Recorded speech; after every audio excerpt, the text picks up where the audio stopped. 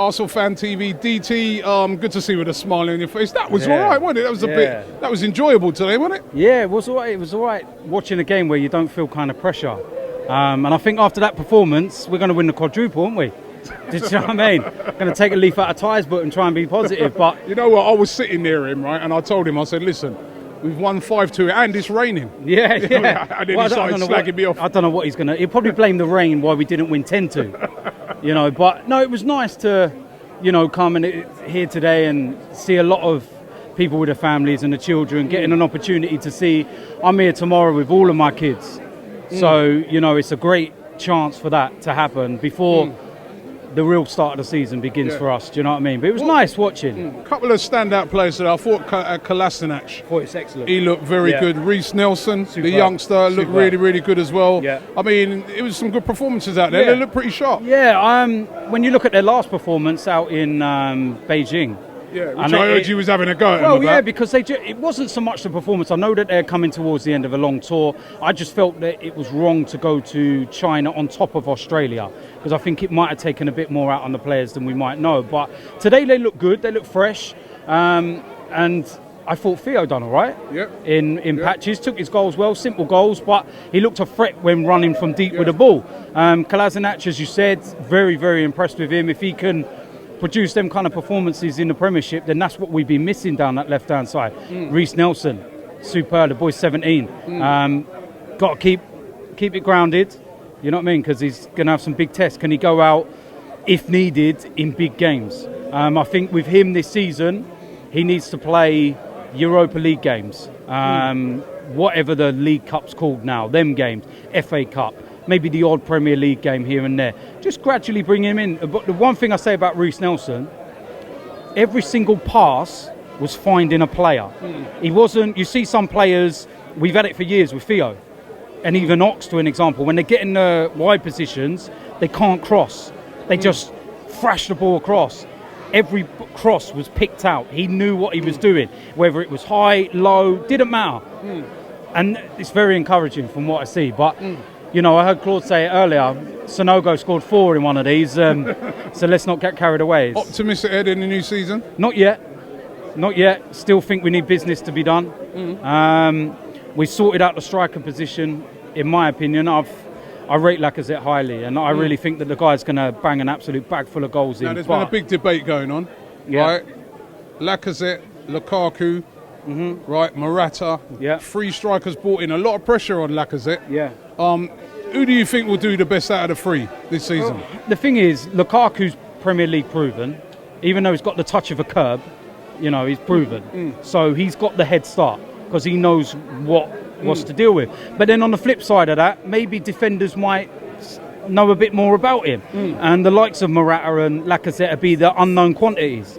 And sometimes they're the players that do really well because defenders ain't sussed them out. So, and we've definitely got the players playing behind Lacazette for him to have so many chances. The one thing we've always moaned about was taking chances.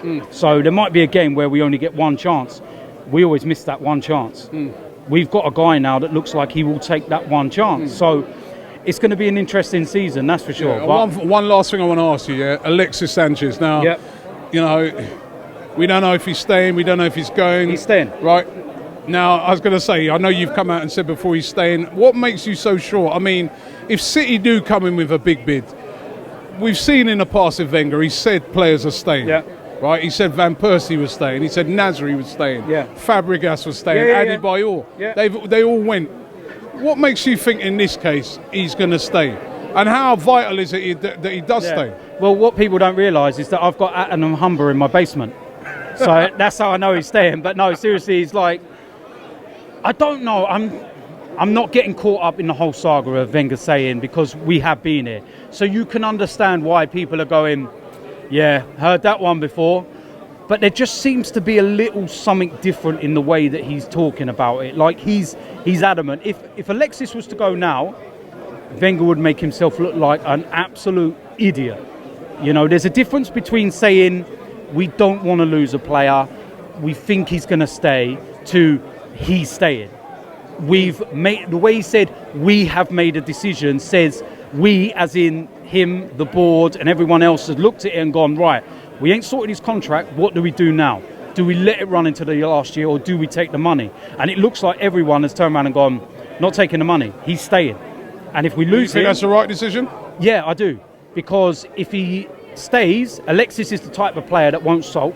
He will get on with his job, and he will do the business. And if that gets us back in the Champions League, if it gets us challenging for the title, then it's well worth it, Robbie. You know, fantastic. And that's You're the thing. actually backing Wenger on this. I like that. Listen, you are backing Wenger. No, you are. You're You know, backing him. That's great. That's a great start to the season. Do you know what's really annoyed me? What's really annoyed me, right, is for years, everyone's turned around and said, we need to start acting like a big club again, right? Stop selling your best players. The moment there's talk of Alexis going, people are going, cash in, sell him, get 60 million. Yeah, take their hand off. And I sit there and go, hold. And even in this instance, I sit there and go, Wenger can't win. And even I've started to think, that's a bit wrong, man, because you want one thing. You want us to be the big club again. That's what I want. Stop selling the best players. But then on the flip side, people are going, yeah, take 60 million. Yeah, take the hand off. Yeah, send him to Paris. And I sit there and think, what are you doing? Has Alexis once come out and said he wants to leave? And you've seen the abuse he's been getting from the same people that would be cheering his name come a couple of weeks' time when he puts the ball in the net again. You know, and I just can't. He has to stay because he is. We moved here to buy world-class players and to be challenging at the top. What's the point in buying them world-class players if you're then going to sell them up the M6 or whatever? And that's not the idea of competing and being the big team. I say, forget whatever we might lose at the end of next year. It's not your money. It's not my money. I'm not going to get none of that 40, 50 million that they get out of selling him. So we need someone in the centre midfield because we haven't replaced Cazorla. And we don't know whether he's going to come back. We don't know whether Jack can stay injury-free. I said about Siri weeks ago. Lamar, I'm standing by it. From what I was told, he will be done. And if we get Lamar, we get Siri, I think we still need a centre-back as well because of Koscielny's ongoing problems. And let's just go into the new season and try and be positive. Even I'm positive. I like that.